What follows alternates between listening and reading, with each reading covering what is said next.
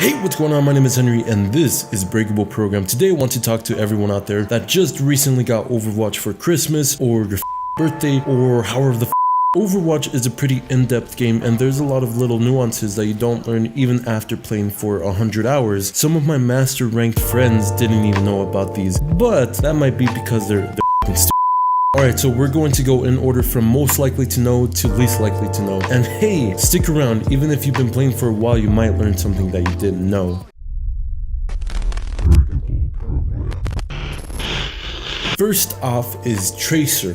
Alright, before I go on, I just want to say that some of these were suggestions from my friends, and this was one of them. Tracer can travel through time in different directions, but did you know that she could also travel backwards? Yes? You did?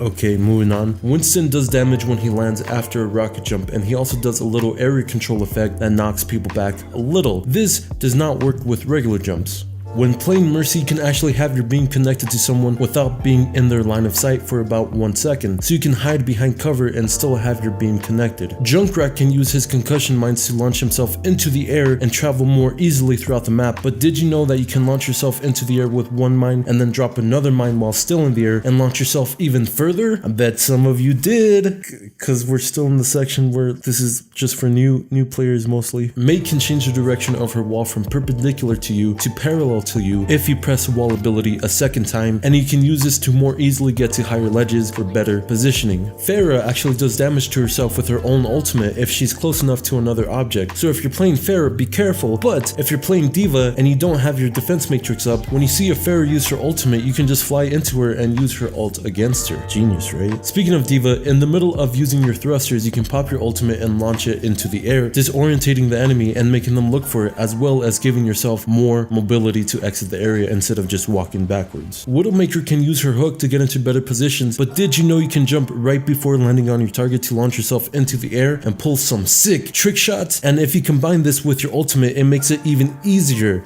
just as long as you don't suck. Hanzo has a scatter arrow that can shoot multiple targets, lowering everyone's health by a bit, but it can be more effectively used if you shoot directly in front of an enemy's feet, killing squishies in one hit or damaging tanks significantly, making them retreat. You can also get the same effect by bouncing it off a wall when someone is near one. You can transform into Bastion's turret mode while in the air, so if you jump in the air and transform, it makes you a harder target for the half second that you're transforming, but you can also use this to get into more favorable positions. Symmetra has two ultimates, either a teleporter or a shield generator, but what some players don't know is that if you ever forget, you can look down at the floor to see where your teammates are going to exit from, and it can really help your teammates figure out where they are if they don't run into a wall every time they exit the teleporter.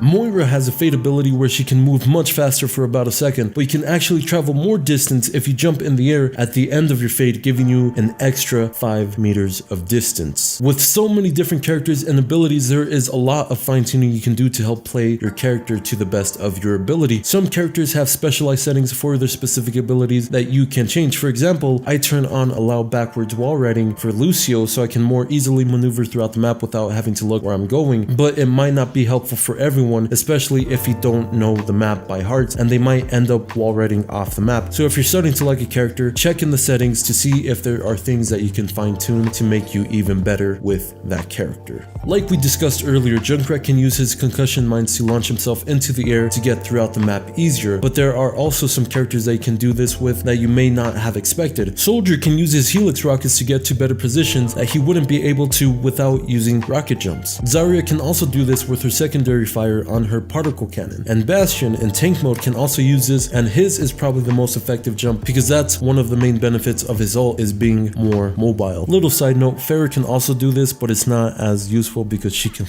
fly.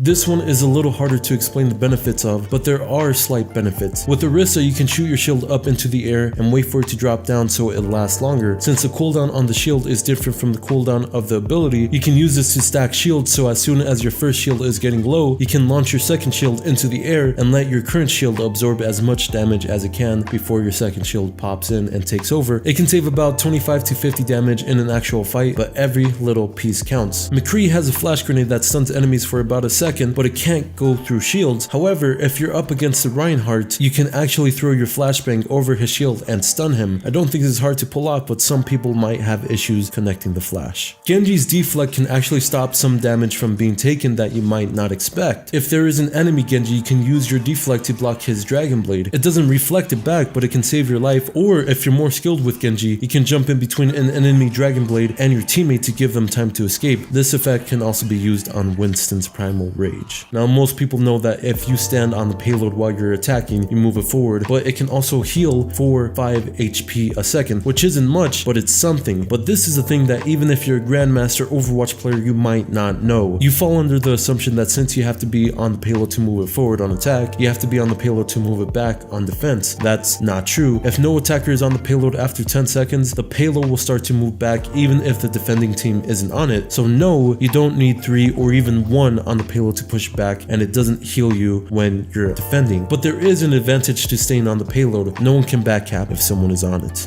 obviously.